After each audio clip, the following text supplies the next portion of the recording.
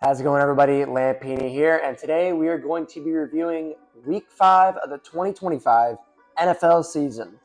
So we're at the Week 5 mark. First 4 weeks kind of flew by me a little bit here, but we're here. Week 5 is a very pivotal week for a lot of these teams. We had a lot of upsets last week. A lot of teams are in dire straits. We'll go over it in a little bit. It's getting into gut check time for some of these teams. So without further ado, let's jump into it. First off, I want to go over my prediction for Week 4. So I was 9-6-1 with my predictions. I'm going to count the Packers and Cowboys as a tie because there's no way I can predict a tie, so I'm not going to count that as a loss. I'm going to count it as a tie. A couple things. The Chargers were upset by the Giants. My upset for the Buccaneers didn't come to fruition. The Eagles won, even though they made a game of it. Jaguars upset the 49ers. Chiefs beat the Ravens, and then the Dolphins beat the Jets. And, of course, the Falcons beat the Commanders. Those are my 6 losses. Everything else went pretty well. 9-6-1 is my prediction. For the season, I am 43-20-1. So still a pretty good record. I would like to do a little bit better with my predictions this week because the last 2 weeks I was 9-7 and then 9-6-1. Like to do a little bit better than that. I'm still predicting better, but not my best work. So we'll wait and see how things go. Actually, before we get into the predictions, I actually wanted to add in a new segment that I'm going to be doing for the rest of these videos is my Q&A. So if you follow me on Instagram, I started last week putting in a Q&A for questions that you want me to answer on this show. So we have a couple great questions here that I'm going to be answering real quick before we get into the predictions. Anna asks, is Aaron Rodgers old man Jenkins? This is a great question, Anna. Thank you for that. Aaron Rodgers is turning 42 this year. He's a bit of an older quarterback, and whenever a quarterback reaches the age of 40, it's kind of uncharted waters. Only a few quarterbacks have made it to 40 and have still been successful. Brett Favre in 2009, for example. Drew Brees, near the end of his career, was 40 and 41. Still did well. Tom Brady, I think, has spoiled us. He played all the way till he was 45, and frankly, probably could have played even older. But once a quarterback reaches 40, they are an old man, shall they say. But I will say Aaron Rodgers has been doing very well with the Pittsburgh Steelers. I think that this was going to be his best situation to succeed. The Jets are definitely not going to be the best chance to succeed for any quarterback, so I'm not really surprised that he struggled last year. But he's been playing very well. I mean, he's on pace for like 39 touchdowns and like 10 interceptions, which are pretty good numbers, honestly, for a 42-year-old quarterback. So is Aaron Rodgers old man Jenkins? Yes, he is, but that doesn't mean he's still not doing bad as a quarterback. Connor asks, given how the Lions always blow it at the last second, are they really a Super Bowl team? Another great question. Thanks for that, Connor. When you really think about it, 31 out of 32 NFL teams blow it because they don't make the Super Bowl. I think the Lions are as good of a Super Bowl team as anyone in this league. You want to talk about teams blowing it for the Super Bowl, try looking at the Ravens. We'll talk about them a little bit later. But no, I mean, like, they have had 2 very bad playoff losses the last 2 years. But what's important to note is they bounced back, and they haven't, really, had any, losing streaks, or they haven't looked bad. They've come right back since the season started and came back strong. And they're doing that again this year. They're 3-1. After losing to the Packers, they've jumped back real easily and have looked like the Lions of old. So I really think it's only a matter of time before they get hot in the playoffs and they manage to make a run for it. I think they have as good a team as any. I think they're as good a team as any to make the Super Bowl. So they may blow it by not making it, shall we say, but I think they have as good a chance as any team. Leah has 3 questions for me. Would you draft me? Am I good at football? And do I belong on the field? For all 3 of these questions, Leah, yes, I would draft you. Technically I already have. But are you good at football? I don't know. I've never played you one-on-one, so we have to do that sometime. And then, do you belong on the field? It depends what kind of field you're talking about, but whatever field it is, if it's the field in my heart, then absolutely. So I would say yes. So without further ado, let's get to the predictions. So for Thursday night, we have the San Francisco 49ers at the Los Angeles Rams. Both teams are 3-1. This is going to be a very, very good game to watch on Thursday. The 49ers are coming off of a loss to the Jacksonville Jaguars, and the Rams are coming off of a victory against the Indianapolis Colts. We're going to talk about the 49ers first, since they're the road team. They lost to the Jaguars 26-21. This was Brock Purdy's return game after I think it was a high ankle sprain. He was out for a couple games, and he could have done better. He was 22 of 38 for 309 yards, 2 touchdowns, 2 interceptions, and a 79.8 passer rating. So, like I said, could have done better. A little bit of growing pains. I think my big assumption here with the 49ers is that they are not the same Super Bowl window team that they were the last 3 years. From 2021 to 2023 when they made the conference championship 3 straight years.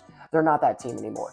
I think that they are still a good team, but I don't think they're going to make it that far in the playoffs this time around. I think they're just a team that is very talented and well coached, kind of like the Vikings, but I don't think that they're going to make a deep playoff run like they have before in the past. Christian McCaffrey had a good game. He had 92 receiving yards and 49 rushing yards. That brings his grand total, if I can do some quick math here, 141 yards from scrimmage and a receiving touchdown. So good showing that bit by Christian McCaffrey. He's having a good bounce back year after basically being out all of last year. Again, like, they still have Christian McCaffrey, they still have Brock Purdy, they still have a lot of the people that have allowed them to make the Super Bowl. I just don't really see them as much of a threat, especially when you lose to the Jacksonville Jaguars. I don't know what's going on with them, but they're 3-1 as well. It's very interesting. As for the Rams, I said this last week and I'm going to say it again. I think the Rams are a dark horse for the Super Bowl. I think this is the best start that they've gotten to. This is actually the first time they've been 3-1 since they made the Super Bowl in 2021. And I don't think they've looked better, honestly. Like, they look incredible. Matthew Stafford was 29 of 41 for 375 yards and 3 touchdowns. That's a 123.5 passer rating. About as good a game as you're going to get from a 37-year-old Matthew Stafford, who is showing that he hasn't really lost a step. He still has his arm. He's still playing great at the age of 37. Puka Nacua, 13 receptions for 170 yards and 1 touchdown. Puka Nacua leads the league in receiving yards, and if he keeps this up, he's going to do it by a considerable margin. Tutu Atwell had 1 reception for an 88-yard touchdown. Very, very crazy impressive game there. And then Devontae Adams, 4 receptions for 56 yards and a touchdown. What I'm getting from that is Matt Stafford is still playing on all cylinders. And honestly, if he keeps playing at this level, like, he's going to make an argument for the Hall of Fame. I mean, he's very borderline right now, but I think if he makes the Super Bowl and maybe wins an MVP, he's a Hall of Famer. Tutu Atwell, great play there. Devontae Adams, he's the wide receiver too, but he's proven to me that he's good enough that you can't double team Puka Nacua because then you leave Devontae Adams open. And I think the Rams have one of the best offenses in the league, and their defense has shown that they're very good as well. I'm going with the Rams on this one. They're going to beat the 49ers, and I have just been so impressed with the Rams. They have the best coach in the NFC in Sean McVay, and they have a top 5 quarterback, I'd say, in Matthew Stafford. He's playing like a top 5 quarterback, and they look dangerous. Like, they were a blocked field goal away from beating the Super Bowl champions. And I think that the Rams are as good as any team in the NFL. When we get to the power rankings in a couple weeks, you'll see it. Like, I think they're good. They are very, very good. I'm going with the Rams. Next up, this is a London game. The Minnesota Vikings at the Cleveland Browns. The Browns were crushed by the Lions, and the Vikings narrowly missed out on the Pittsburgh Steelers. The Vikings are clearly a very well-coached team and a very good team. They're just being held back by their starting quarterback, J.J. McCarthy, who is still very raw, is out, and they have Carson Wentz as their quarterback. Carson Wentz kind of fell down to earth again here. 30 of 46 for 350 yards, 2 touchdowns, 2 interceptions, and an 84.5 passer rating. So 2 interceptions is kind of what we're used to with Carson Wentz, and it's starting to kind of fall down to earth a little bit, which isn't great. Justin Jefferson and Jordan Addison both had really good games, though. Justin Jefferson had 126 receiving yards off of 10 receptions, and then Jordan Addison had 114 yards off of 4 receptions. So a very impressive showing by the both of them. Not much to really say about the Browns. Joe Flacco threw 2 interceptions. At this point, they need to bench Joe Flacco because they're not getting anything out of a 40-year-old Joe Flacco playing for them. They either need to start Shedeur Sanders or start Dylan Gabriel. Whatever they do, they need to start him because, like I said, they're not getting anything out of starting Joe Flacco. They need to start looking to the future. And the Browns, like, I don't know if Deshaun Watson comes back or not, but they look like a team that just has no direction. And it's really sad when you have a pro football team like this that has so little direction because these guys are playing for their jobs, they're playing for Super Bowls. They paid Myles Garrett $40 million a year, and his career is toiling away. Obviously, he's doing very well, but no career success at all. It's looking like Joe Thomas 2.0 here. The Browns just aren't good. I'm going with the Vikings. They're going to win. Next up, now this game is going to be very, very interesting. We have the Houston Texans at the Baltimore Ravens. Both teams are 1-3. Both teams have playoff aspirations, and both teams have underperformed. So let's talk about the Texans first. They beat the Tennessee Titans 26-0. So yes, it looks like on paper they did very well. CJ Stroud, 22 of 28 for 233 yards and 2 touchdowns, 125.1 passer rating. On paper, it looks like they did really good, but the more troubling thing for me is the Texans scored 20 out of those 26 points in the fourth quarter. It was 6-0 with 2 field goals for the whole game going into the fourth quarter. That tells me that the Texans still haven't solved their problems on offense. The Tennessee Titans are definitely the worst team in the league. Like, by far, I think they're the worst team in the league. And to only score 6 points against them, I get your divisional rivals, but to only score 6 points is not good. Like, you should be doing a lot better against a team as bad as the Titans. And yes, you scored 20 points in the fourth quarter. But the Titans also missed 2 field goals. So they ran the risk of being tied with the Tennessee Titans 6-6, not even scoring a touchdown. So the Texans offense still has a lot of question marks. I'm not really impressed with them. Another team I'm not impressed with is the Baltimore Ravens. The Ravens lost to the Chiefs 37-20. It was the best game that the Chiefs had all season.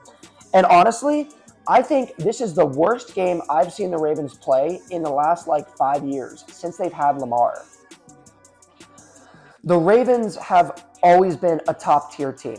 They've always beaten bad teams. They've always been good against good teams. Basically, the Ravens, week for week, can beat any team in the NFL. And they've been that for the last 5 years. They've been the cream of the crop in the NFL. They've been one of the best regular season teams in the NFL.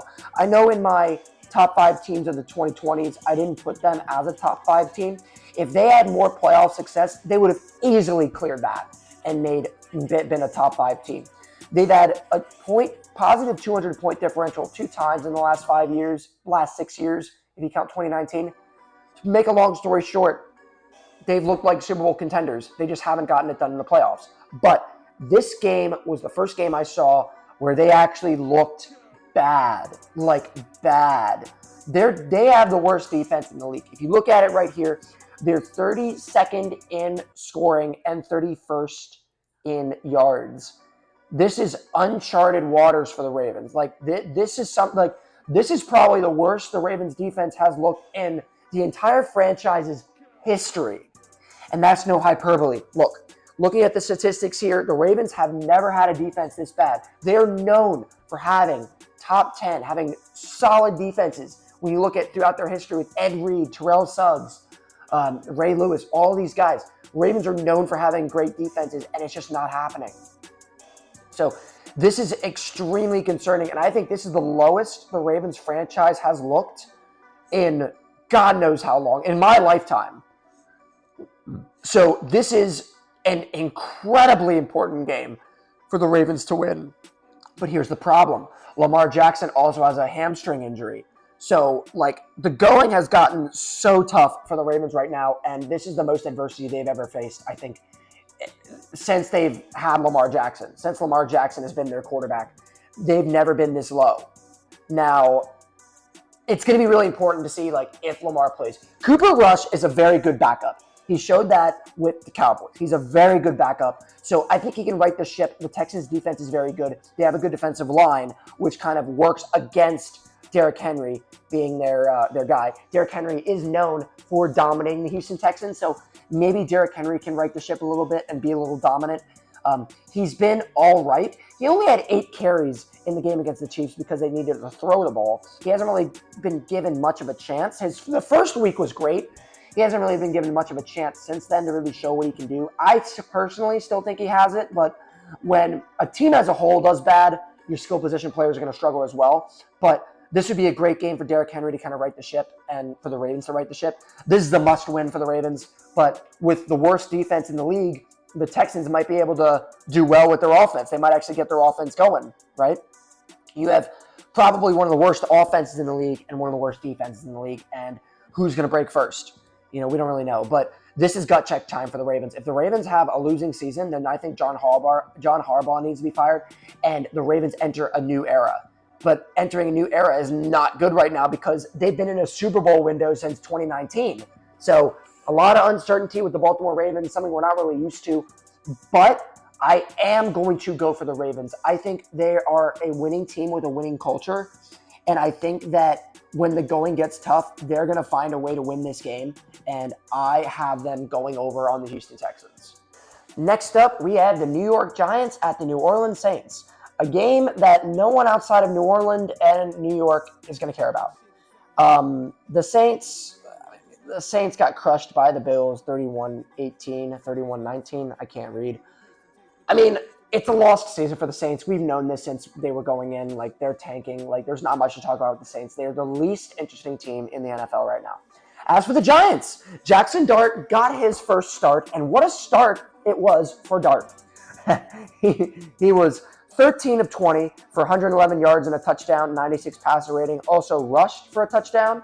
So that was a good showing. I mean, you want to inject some life into a completely downtrodden and beaten down fan base. I mean, this is what the Giants like to see. What they don't like to see is Malik Neighbors blowing out his ACL. I mean, you just can't win. Like, the MetLife's turf is literally just the Giants might as well play on a bed of spikes because that turf is brutal. It takes people out all the time. So I kind of hate that we have to play them twice a year because that turf is dangerous and they need to change it to grass. Like, it's stupid. But Malik Neighbors is out for the season, but Jackson Dart had a great game. What a and they upset the Chargers, the 3-0 undefeated Chargers. What a polarizing game for Giants fans. The good news for them is I have them beating the Saints. I have them going to improve to 2-3. They're not going to do anything this year because Malik Neighbors is gone. Their star player is gone.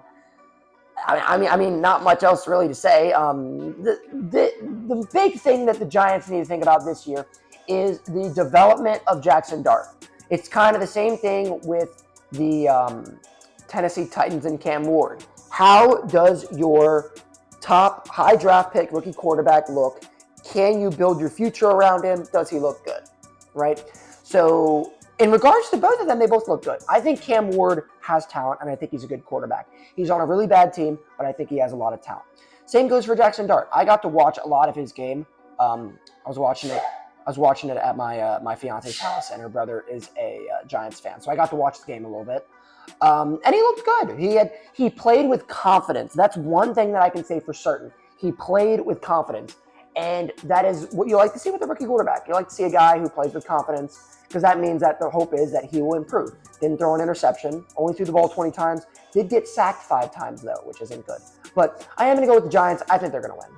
Next up, we have the Denver Broncos at the Philadelphia Eagles. The Broncos destroyed the Bengals 28-3 on Monday. That was a good statement win for them.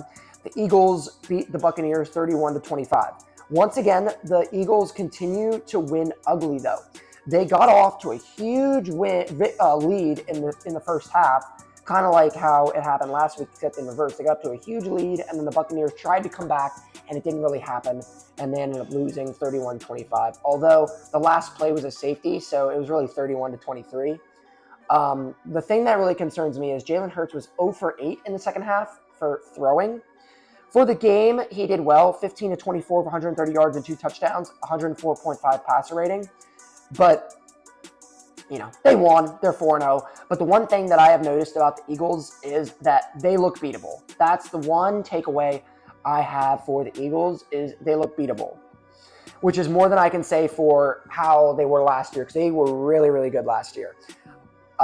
So, that's kind of how that is. But they're still a very good team. They're playing from at home. The Broncos are a good team too, and they've gotten very unlucky.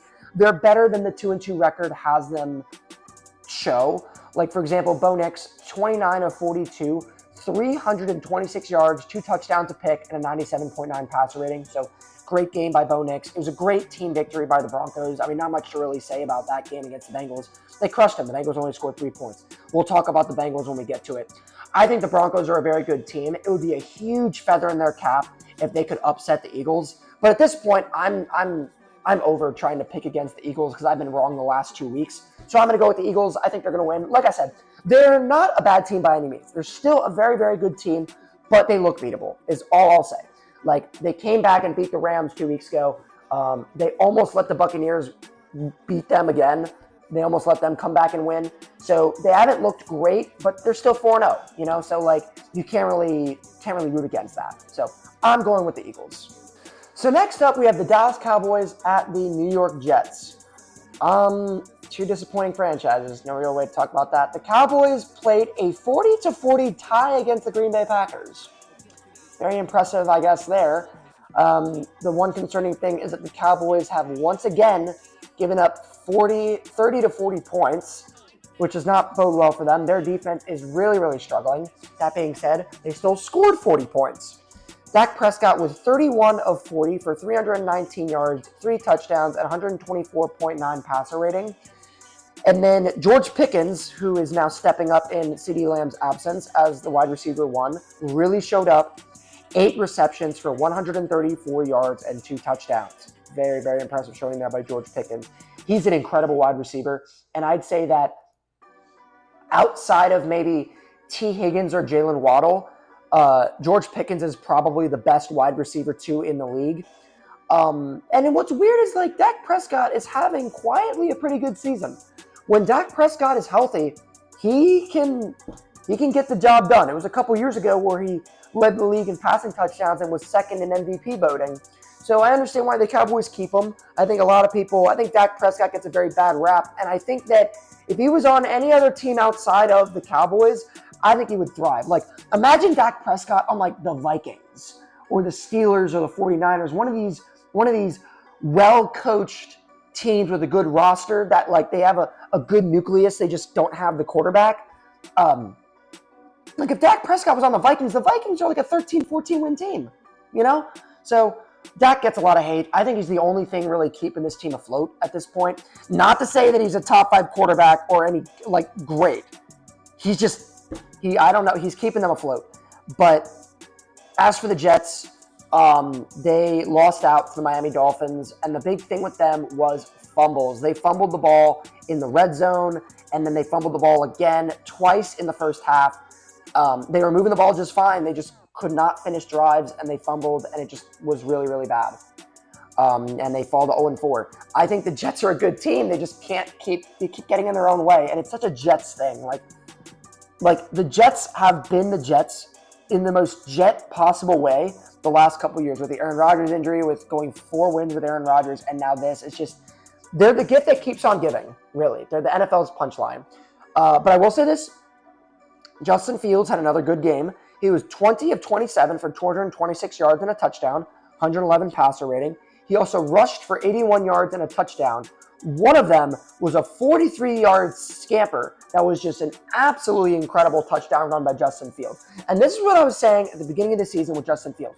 He is a huge quarterback tease because he will blow you away with his athleticism and talent, and then he wouldn't win games. So he's going to tease you and show you the talent that he has, and they just won't deliver. But I will say, I mean, they didn't lose because of Justin Fields. There was the one strip sack that, he lost the ball because of that, but how much of that can you really blame on him? The Jets aren't losing because of Justin Fields. They're losing because the team is dysfunctional and they can't keep things together. For that reason, but see, like, the Cowboys suck too. The Jets need a win, though. I'm going to go with the Cowboys because I'm done rooting for the Jets. I'm done picking for the Jets. They've burned me like the way the Eagles have burned me. Except instead of rooting for them, I'm going to root against them. I'm going with the Cowboys. They're going to score enough points to outscore the Jets. And the Jets are going to get in their own way again, and they're going to lose. I'm going with the Cowboys. So next up, we have the Las Vegas Raiders at the Indianapolis Colts.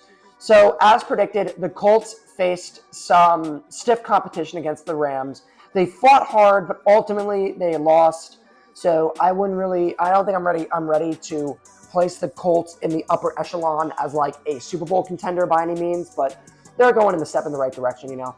Um, Daniel Jones was 24 of 33 for 262 yards, a touchdown, and 2 interceptions, an 80.6 passer rating. So Daniel Jones threw 2 interceptions, and it's starting to look a little bit like the Daniel Jones we're used to. Picked off by the same guy, Cameron Curl, ex Commander. I don't know. They played well. They just lost in the bet. They were the Rams were the better team, you know. And this is what I was talking about: a team that is used to being good versus a team that has just newly become good. It's like old money versus new money kind of thing. The Rams are used to being a top team, and they showed it against the Colts. They're more experienced, and they beat them. You know. As for the Raiders are looking like one of the worst teams in the league. They lost to the Bears, for crying out loud. Geno Smith threw 3 interceptions, and the Bears got 13 points off of those interceptions. So that does not look good for Geno. He's thrown a bunch of interceptions this year, and I'm wondering if the Geno train is over, and I wonder if he's going to run the risk of getting benched because the Raiders signed Geno to that big contract so he could be a form of stability for them, a nice, solid starting quarterback that they can kind of build around and get some kind of stability, and that's not really happening. You know, like he didn't play well against us.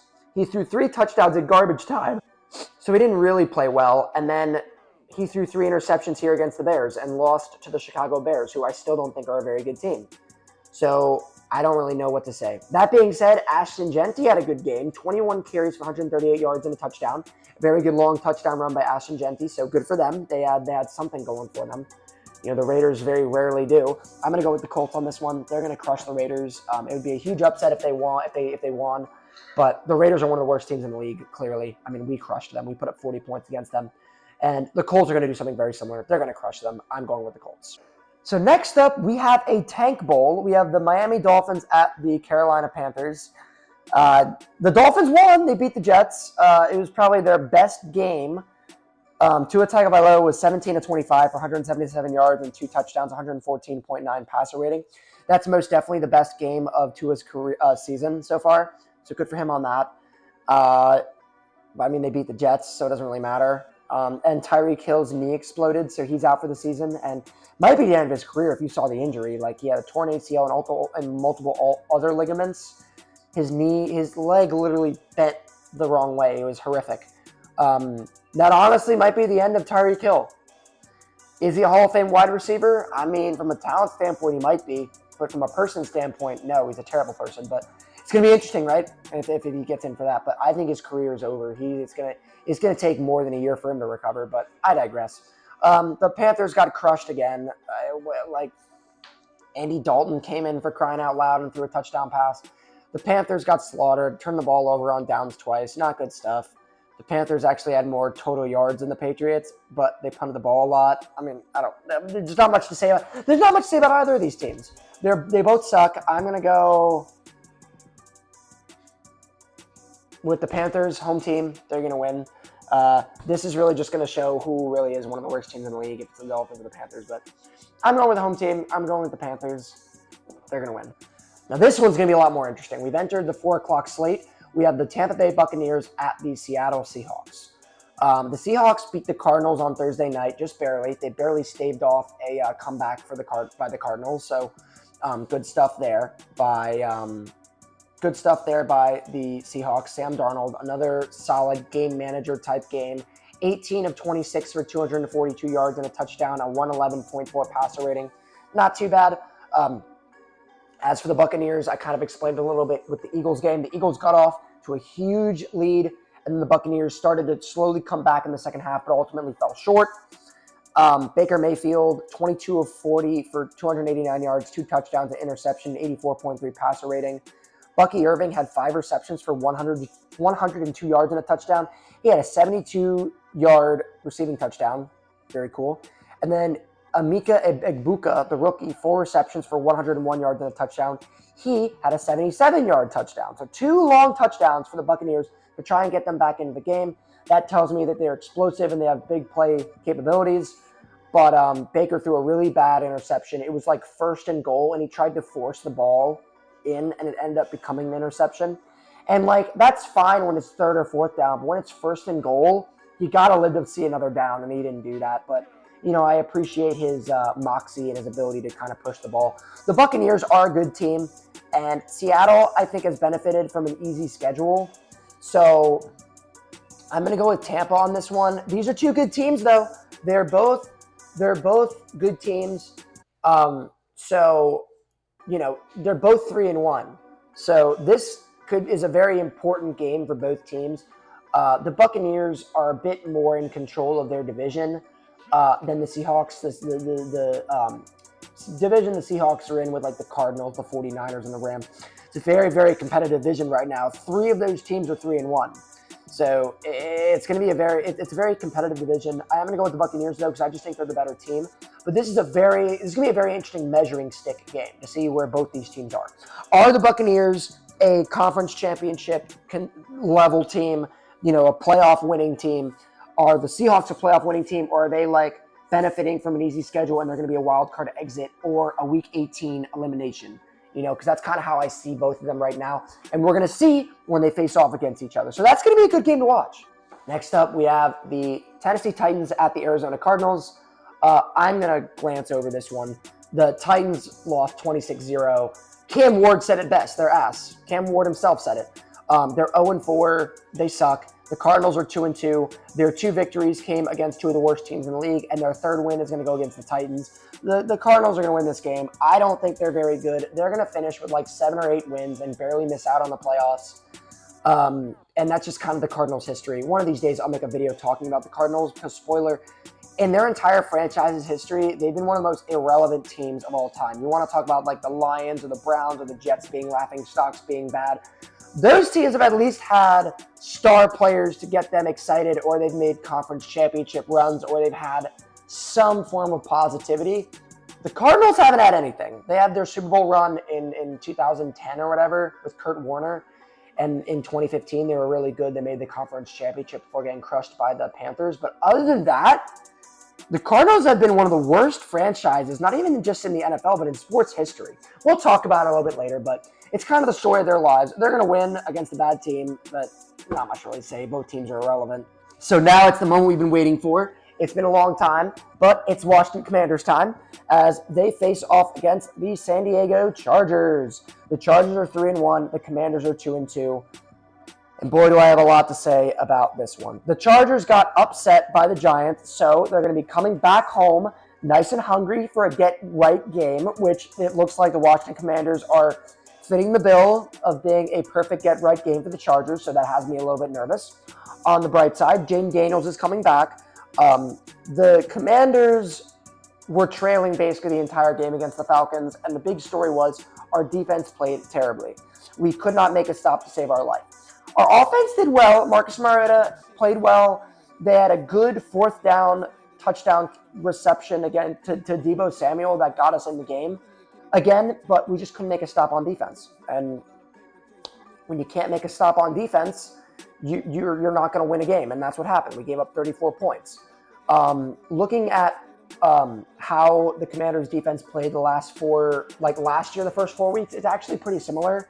We never had a good defense. Even last year when we went on our run, we had a great offense that allowed us to kind of take some of the pressure off of the defense. So my hope is that Terry McLaurin isn't going to need surgery for his injury. Maybe he can come back. That'd be great if we got Terry McLaurin back for this game because we need all the help we can get. Jayden Daniels is coming back. I think Jayden Daniels could have played last week, but they kept him out to err on the side of caution, so he's going to be 100%, and we need him.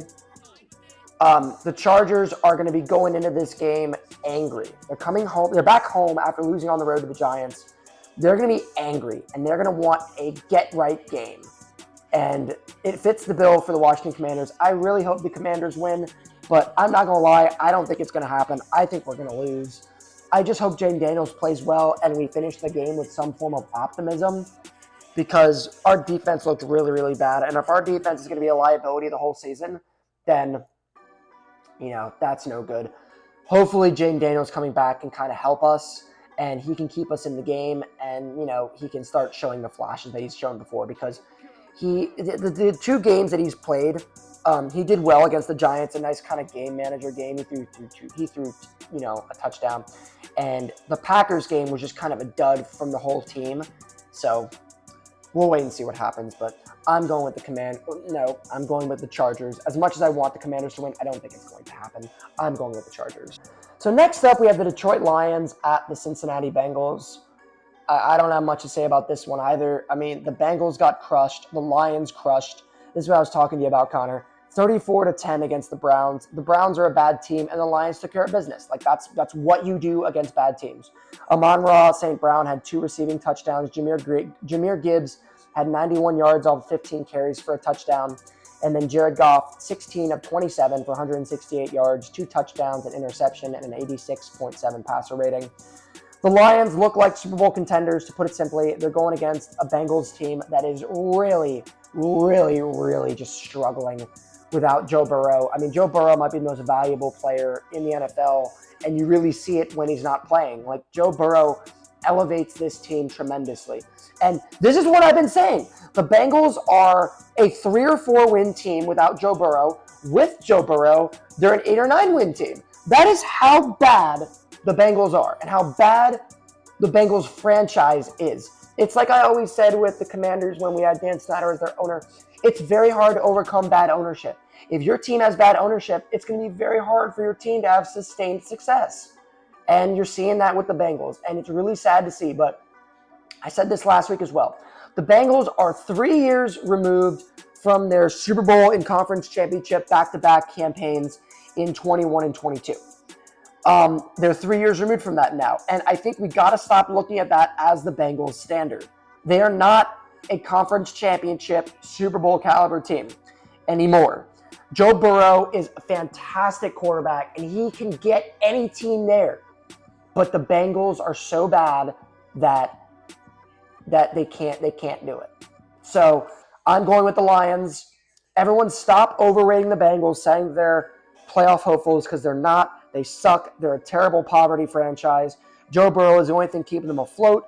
He's out for the season, and now everyone's going to see what the Bengals are without him, and that is a bottom-tier franchise and a bottom-tier team. I'm going with the Lions. Now we come to the Sunday night game, the New England Patriots at the Buffalo Bills.